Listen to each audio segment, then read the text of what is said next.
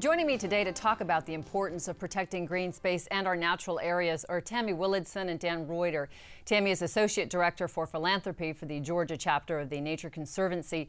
She is also a local advocate for the protection of green space. Dan is Chief of the Atlanta Regional Commission's Land Use Division. As such, he's responsible for overseeing ARC's regional green space planning activities, among other things. Thank you both for being here. I appreciate your time on the show. Very exciting, great topic. Start with me here. What is the ARC's role in protecting green space in the region? Well, the Atlanta Regional Commission has worked to create, first of all, a vision across the 20-county region to help really understand where all the opportunities are for green space protection.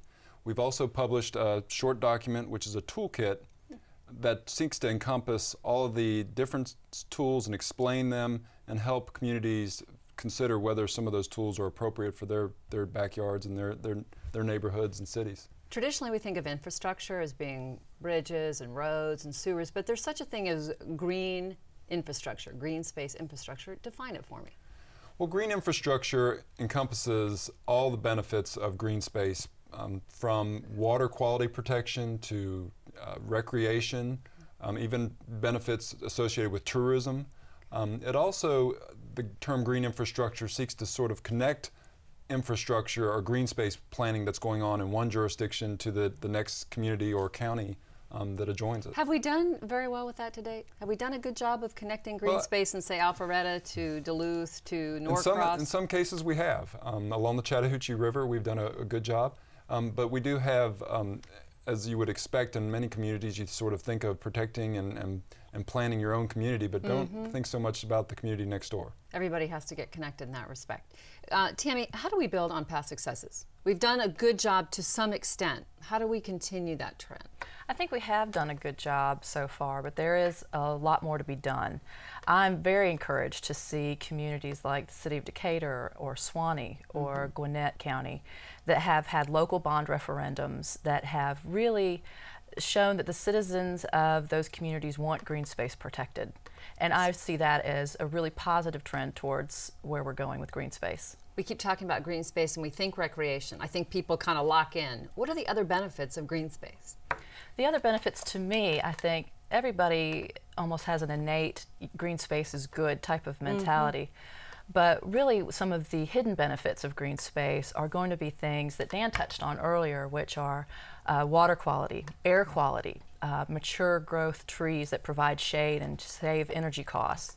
Also, it is green space a protection mechanism for wildlife and habitat.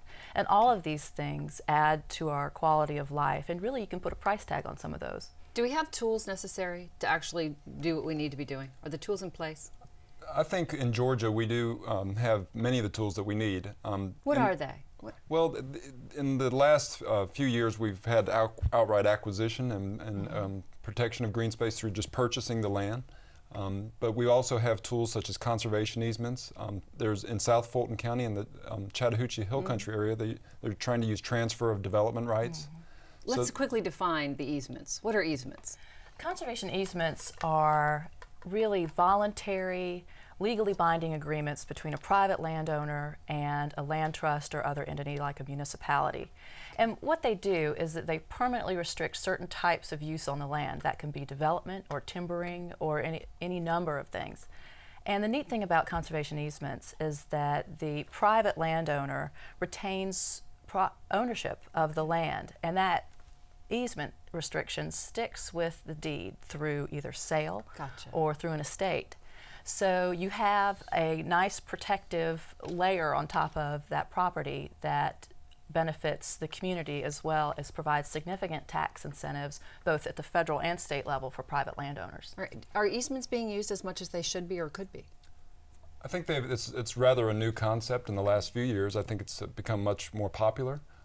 Because individuals... Are people learning about them, finding out where Absolutely. They okay. Absolutely. As we become a little more sophisticated in our tools and our methods, we're able to have really a suite of different sorts of tools we can use to allow someone to retain their property and have a conservation easement, or if they are actually seeking to sell their property, some local governments have gone and acquired it. You touched on federal and state. In 2006, Governor Perdue did sign off on tax credits for individual landowners, correct? Yes, which I think is really going to make a great impact on using conservation easements as a protective tool. So when it comes to acquisitions, how are we doing on? Well, we will not be able to protect all the green space we would like to have through acquisition, through purchasing it. We will have to find other ways of protecting it through incentives to landowners, to working with developers to sort of set aside some of the green space when they're developing property. So we really need to look at protection through many different types of tools. What role does partnership play in all of this? Because it's not, I mean, I'm hearing everything you're talking about is state working with individual landowners or municipalities working with the developers. I mean, it appears to me that cooperation is bottom line essential. There's no way around it. I agree. Partnership. I agree.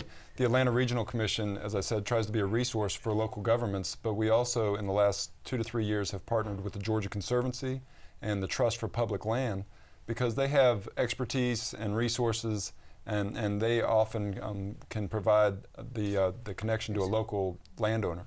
I would hear business opportunities too, if companies are willing to step up.